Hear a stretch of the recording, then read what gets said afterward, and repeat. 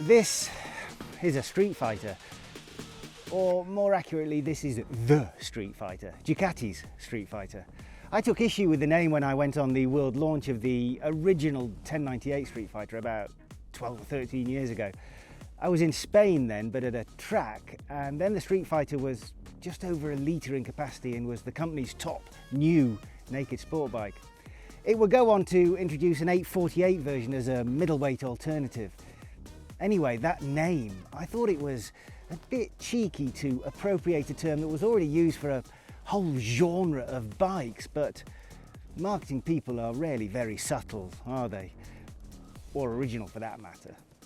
The larger of the two Street Fighter models only lasted about 3 years, I think it was. The 848 a bit longer. It just didn't sell very well. I really enjoyed the bike, but a younger, more leery me was into naked, powerful sport bikes, and keeping a naked as close to the original superbike in terms of chassis and power was what I and a lot of track-addicted, wheelie-obsessed reprobates wanted for the road. Apparently, it wasn't what a lot of other people wanted, and I suppose I can understand why.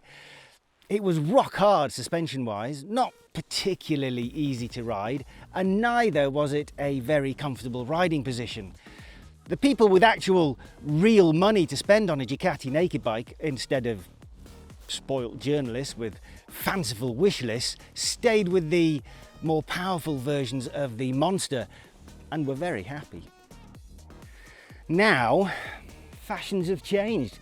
Hardcore sporting nakeds are all the rage once again, and so we have this V2 Street Fighter, and its capacity is once again hovering around the 1 litre mark, except this is now the middleweight entry-level version because it plays second fiddle to Ducati's own V4 version of this formula.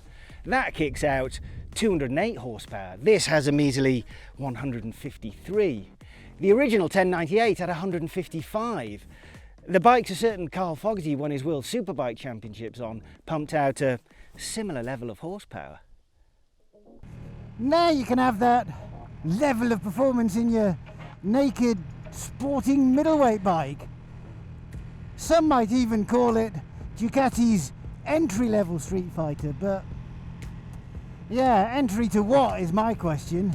The pearly gates is probably the answer if you don't treat it with the appropriate respect.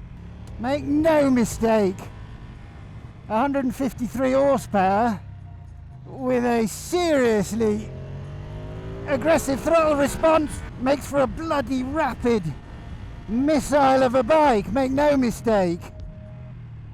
Ride it like it's some softer pussycat version of the V4 and you're going to be just like there, well on your way to making some kind of fatal mistake in underestimating quite what a weapon the V2 still is.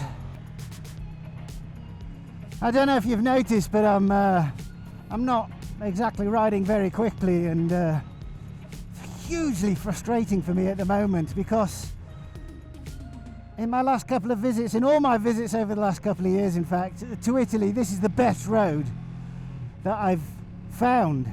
No shadow of a doubt at all. It's beautifully surfaced, fairly recently surfaced I would say. No subsidence, so none of those ridiculous dips and crests and bumps that you normally get. It's just that it's cold. 5 or 6 degrees maximum. Oh, look at that. And then anywhere there's shade, there's damp patches. So not only because of the temperature is there very little grip, but because of the damp patches, there's very inconsistent grip. This morning, about 4 hours ago, there was ice still on some parts of the road, so forgive me tiptoeing around a bit. No one is more frustrated than I am, believe me. Oh, just as you get carried away, it's a hairpin, isn't it? Oh, nearly. It's very much my own fault, though. I mean, we're heading towards the end of November. It's northern Italy in the foothills of the Apennines. There's snow on the tops of the mountains already. I mean, I'm grateful just to have some sun because horrible. It's, you know, when you get a low sun and it glistens off the damp stuff. Yeah, not nice. And you can't get the tyres up to temperature anyway. But yeah, my own fault. I should just have to come back in summer. Fortunately though, I did ride this bike earlier in the year in Spain with better weather. I just didn't get a chance to film it, but I did get the opportunity to ride it pretty hard and at speed, so you'll just have to believe me when I say I kind of know what I'm talking about when it comes to this bike in those sort of conditions.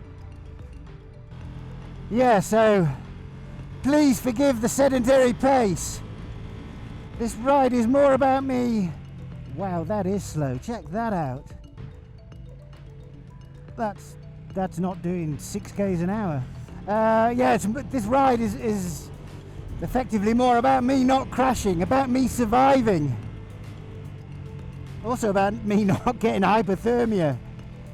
And also, perhaps even more importantly, thinking about it, it's about me maintaining a relationship with the Ducati factory and not taking the bike back in a wheelbarrow just because I was trying to ride a little bit too hard for what are very dodgy conditions. I think I've just been off on one of my usual tangents because what I wanted to talk about is this is a naked bike, is it not? And when I went to pick it up, I was walking up to the bike and I had to check whether I was walking up to the V4 or V2. I didn't want to look any more stupid than usual. So I scoped out the engine, but that was no use. I had to check out whether it had any wings, the exhaust routing, what sort of brakes it's got to see the difference. There's so much plastic shrouding on this engine, it might as well have a full fairing. You just can't see the thing, which, you know, I suppose it's probably not a very good looking engine, but you know, Streetfighter, down and dirty, naked engine out for the whole world to see, that kind of thing. I mean, if you're gonna steal the name of an entire class of bikes, you know, stay true to the idea, Ducati. Show us the engine. All that aside, the obvious question is whether this is just a poor man's V4 Streetfighter. And the answer is no. Yes, it's more affordable, but that's in comparison to a very expensive bike. This is just plain old expensive. Let's not forget that Ducati has spent a long time establishing itself as a performance brand, a purveyor of race-winning motorcycles. And though all the hype these last couple of years has been MotoGP and V4s, that history largely comes from V-twins, the motorcycling equivalent of the car world's V8, and there will always be space in the world for engines with this layout, this level of character. And so a sporting naked bike with a powerful V-twin is about as Ducati as a Ducati can be. And bikers who are into V-twins tend to love them a lot.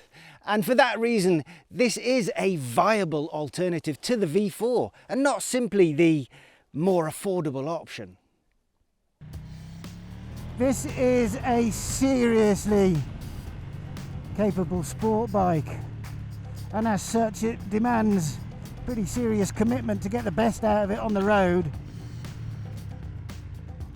But having said that, its sweet spot is much wider, much more easily accessible than the V4s. I mean, the V4 Streetfighter can often feel like it's just looking down, heart and mouth moment, looking down its nose at you, sniggering at your pathetic effort to access its massive performance potential. The V2, in contrast, is significantly more encouraging of your attempts to get the best out of it. Oh, look at this, looks truly horrible. Having said that again, don't consider this by any stretch quite the soft sport bike that the new Monster is. It's way, way, way in advance of that in terms of what it can do. Looking at the details of what makes up this not really very naked sport bike, you can't go far wrong by describing it as the Panigale V2, but with the fairing thrown away. Yes, you've got a higher, wider handlebar and the seat is a bit wider, so it's more comfortable. But the engine and chassis are essentially the same, apart from a slightly longer swing arm in the Streetfighter to help with stability. And you get some shorter final drive gearing, which makes sense. Extra acceleration is a welcome trade-off against some top speed that becomes largely theoretical anyway without the help of a full fairing, screen and a pair of clip-ons. The quoted 153 horsepower is a couple down on the Panigale V2 because of the loss of the front ram air inlets in the Panigale's bodywork. Fully adjustable suspension, of course, with shower at the front and sacks at the rear, and there's the expected extensive array of adjustable electronics, including traction control and ABS that account for lean angle, wheelie control and engine braking control. 3 riding modes have various presets of those parameters, along with throttle response between road and sport settings, and even reducing the power when it's in wet mode. There's a colour TFT screen, but it's a bit on the small side. Very similar, in fact, to what you find on Yamaha's much more affordable MT-09. And you won't find cruise control here, or more unforgivably, any heated grips either. The lack of cruise control doesn't bother me too much, I have to say, especially on a real sporting bike like this, but in northern Italy at this time of year, going out for a ride in the morning means the temperatures are barely, if at all, above zero, and thank you for that, snow at the side of the road, even though there's beautiful sunshine. So yeah, I'm rather aggrieved. I'm rather aggrieved that there's no heated grips. Why? I mean, why? This bike's what, 17,000 euros plus? For Pete's sake, give me a set of heated grips.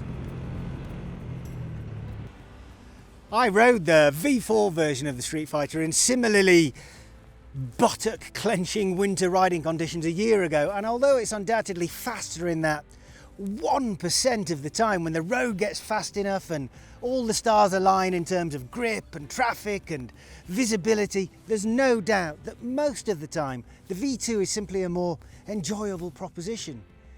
Well, basically all the time, I think. Unless you were to go to a track, the V2 is just more fun to ride. Still plenty quick enough, but you can get to full throttle more often than you can with the V4.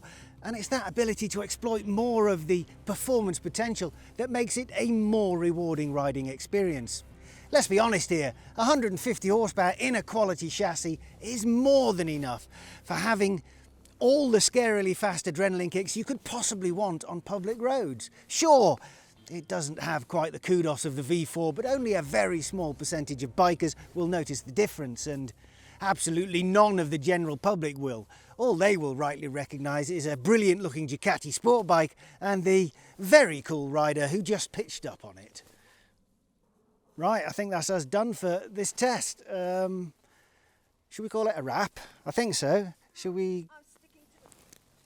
Okay, I'm going to get out of here without trying to fall over. I don't know how I managed to ride on here without absolutely crashing. I didn't realise it was this bad.